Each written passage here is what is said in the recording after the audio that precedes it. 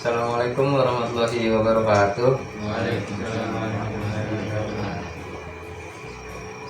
wabarakatuh. Masuk ke pertemuan kedua setelah minggu lalu kita belajar mengenai administrasi, sarana dan prasarana.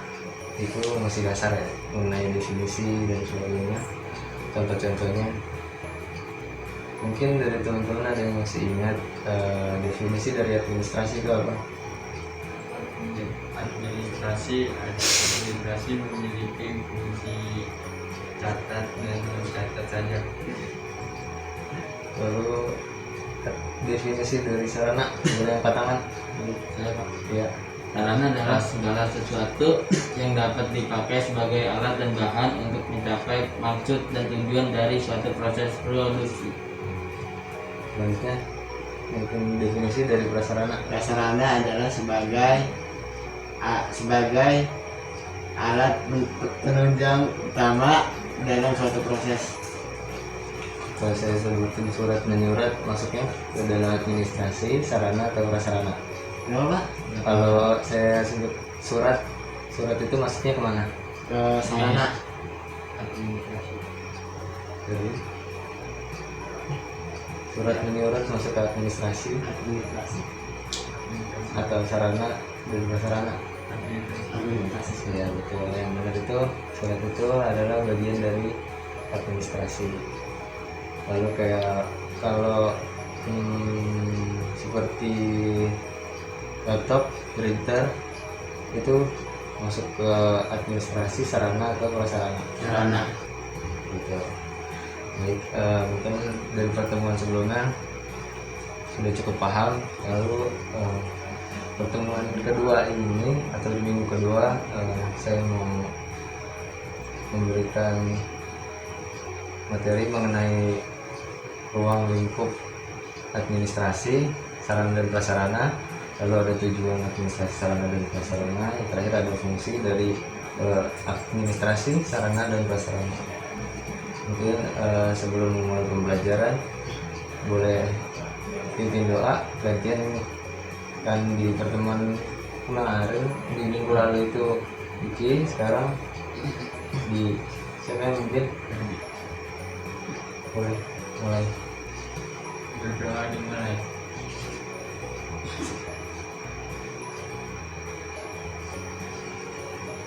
Selesai. Karena kemarin masih pertemuan pertama, jadi masih perkenalan dan dasar-dasar. Mungkin biar ada keterikatan dan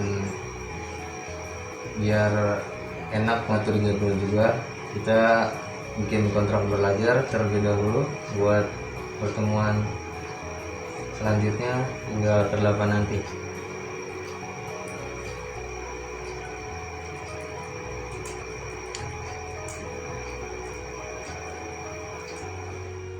Teman-teman mau itu seperti apa selama pembelajaran berlangsung? Tidak boleh main HP saat pembelajaran berlangsung.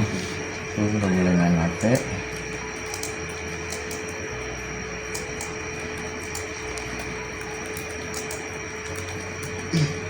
Lalu ada lagi?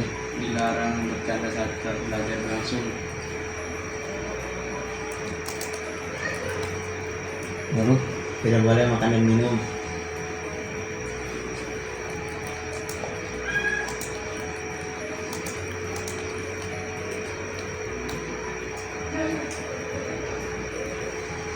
ada lagi? Menghargai pendapat teman. Ya, karena di pertemuan sebelumnya masih ada yang tidak menghargai.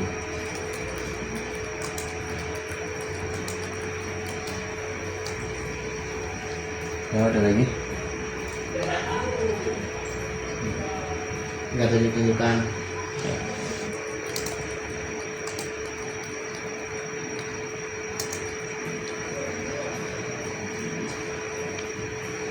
Ada lagi opsinya? Pertemuan 1 minggu 1 kali, 1 hari, Sabtu malam minggu. Mungkin yang lain keberatan nggak kalau malam minggu? Bang, gimana malam minggu? Jadi bisa malam minggu.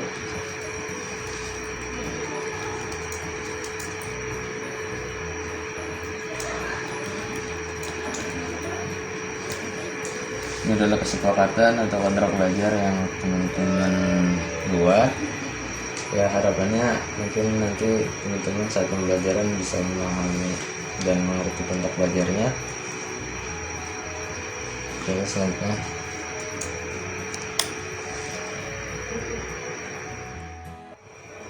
setelah tadi membuat kontrak belajar, sekarang teman-teman kembali ke pembelajaran. Di sini ada mengenai ruang lingkup dari administrasi, sarana, dan prasarana. Nah, ruang lingkupnya itu ada 6. Yang pertama, ruang lingkup dari administrasi, sarana, dan prasarana itu ada peralatan atau perlengkapan kantor atau yang bisa disebut dengan office supplies. Yang kedua bisa dibaca dari itu dulu. Mesin-mesin kantor atau office machine. Yang ketiga boleh bilang Mesin komunikasi kantor, office communication. keempat perabot kantor atau disebut office furniture. selanjutnya yang kelima lagi tuh Penataan interior kantor atau office agar aransemen arrangement. aransemen Arrangement. Lalu bilang yang terakhir enam. 6. Tata ruang kantor atau office layout. Tahun layout office. Nah, dari teman-teman kan sebelumnya sudah mereview sedikit mengenai peralatan seperti apa atau mesin-mesin seperti apa, ya, perabotan, pemetaan, tata ruang kantor. Mungkin dari teman-teman ada yang bisa mencontohkan peralatan atau perlengkapan kantor itu seperti apa? Seperti Ya, boleh. mesin fotokopi, Ya, nah, perangkat Ada. komputer, meja dan kursi kantor, ada lagi? mesin scanner, Iya, bagus. Cukup. Yang selanjutnya contoh dari mesin kantor. Ada yang tahu contohnya seperti apa? Mesin seperti Boleh yang katanya dulu. seperti mesin print, Iya, mesin perangkat komputer, CPU. ya CPU. Oke, cukup. Selanjutnya mesin-mesin komunikasi di kantor. Saya, Itu Pak. yang sudah PKL dirasakan. ya Pak, Ya, boleh. seperti telepon, terus mesin-mesin halte, Ya, terus sudah Pak. cukup. Selanjutnya ada perabot kantor. Contohnya seperti apa?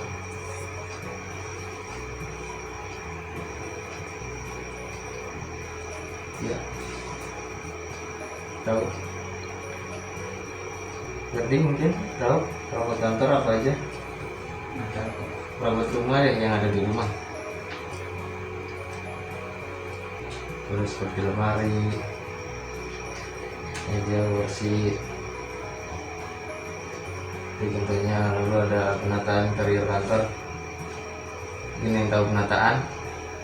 Ada yang bisa ngasih? Ya, itu boleh. Misalkan kayak komputer dengan alat print, Ya, yang penataan yang bagus supaya tidak sakit, untuk mengurangi cedera dan sebagainya. Lalu contoh dari tata layout atau ruang kantor boleh bilang? Mungkin tahu? Pencahayaannya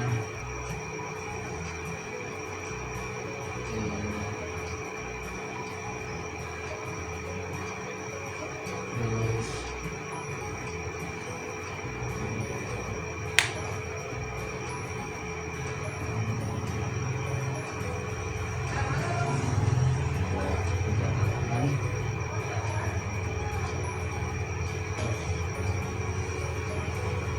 Ada lagi? Yang tahu? Iki mungkin paham yang sudah merasakan di kantor seperti apa layout, ruang direkturnya posisinya di mana, mungkin paham. ruang direktur, Posisi konstruksi atau penempatan layout. Maksudnya itu isi di kantornya atau Iya, isi kantornya kayak Tempat-tempatnya. tempat-tempatnya gimana biar strategis dan menjawab tuh. So, mungkin ketika resepsionis orang masuk, tamu masuk, resepsionis di belakang nggak mungkin, pasti di depan. pelayanan di depan? Ya kayak gitu contohnya. Ya. Selanjutnya ada tujuan dari administrasi sarana dan prasarana. Nah, tentang itu mungkin bisa dibaca dari Iki. Mampu menyediakan sarana dan prasarana sesuai dengan kebutuhan. Bilang lanjut Kak. Mampu menyediakan informasi berkaitan dengan keberadaan sarana dan prasarana atau perbekalan. Lanjut berarti. Mampu menyediakan sarana dan prasarana dan perbekalan yang siap pakai dan diurus. Mampu menjaga dan mempertahankan kondisi teknis, daya guna, dan daya hasil. Ya. Mampu melakukan pengakhiran fungsi sarana dan prasarana dan pembekalan. Mampu mencegah dan mengambil tindakan antisipatif terhadap berbagai penyimpangan. Mampu membangun budaya penggunaan sarana dan prasarana atau perbekalan secara bertanggung jawab. Yang terakhir boleh jelas. Mampu membangun budaya penggunaan sarana dan prasarana dan pembekalan secara bertanggung jawab. Saya lalu di sini saya mau memberikan penjelasan sedikit maksud dari tujuan mengenai administrasi sarana dan prasarana. Untuk ada mampu menyediakan sarana dan prasarana sesuai kebutuhan. Nah, jadi dengan adanya sarana dan prasarana itu kebutuhan di setiap kantor itu jadi ada planning terlebih dahulu sebelumnya, jadi nggak asal-asal membeli atau menyediakan sebuah kebutuhan. Lalu ada mampu menyediakan informasi berkaitan dengan keberadaan sarana prasarana atau perbekalan, lalu mampu menyediakan sarana dan prasarana yang siap pakai. Jadi ya ketika nggak siap pakai ya jangan disediakan. Lalu mampu menjaga dan mempertahankan kondisi teknis, daya guna, dan daya hasil. Lalu ada mampu mencegah dan mengambil tindakan antisipasi terhadap berbagai penyimpangan seperti mungkin ada pegawai-pegawai yang mengambil peralatan dibawa pulang. Nah, itu tujuan dari administrasi dan sarana prasarana ini. Lalu mampu menyediakan pedoman. Mungkin Iki ada yang tahu apa itu pedoman atau kata lain dari pedoman yang kita tahu saat PKL. Pedoman itu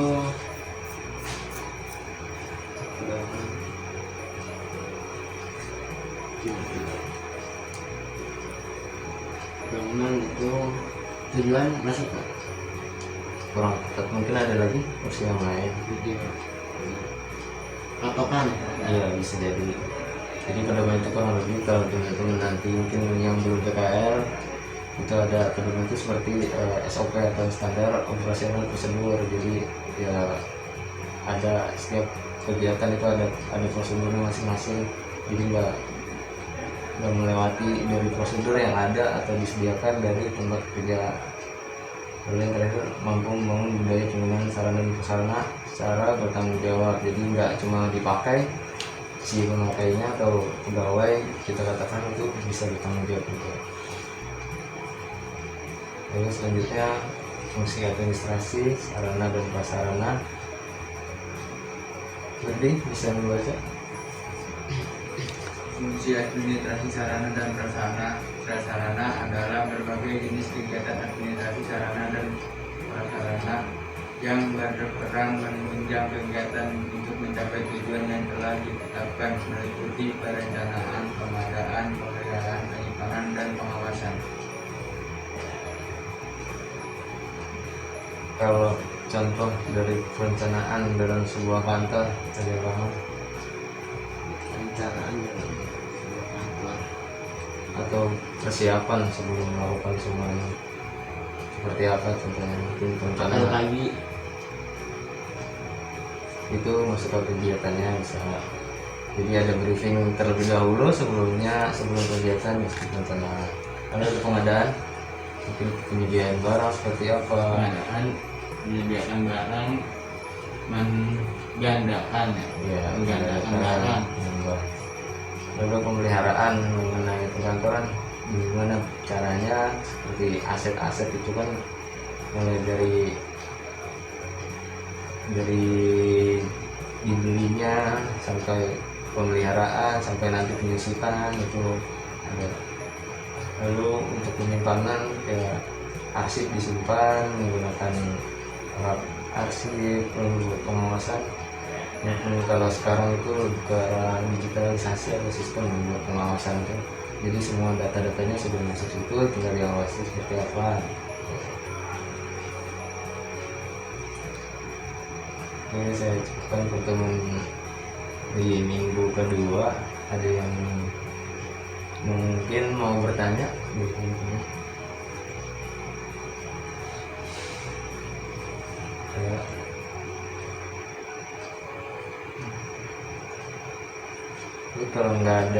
Kalau nggak ada, saya rasa cukup. Mungkin teman-teman sudah mengerti apa yang tadi sudah saya jelaskan dan kita diskusikan.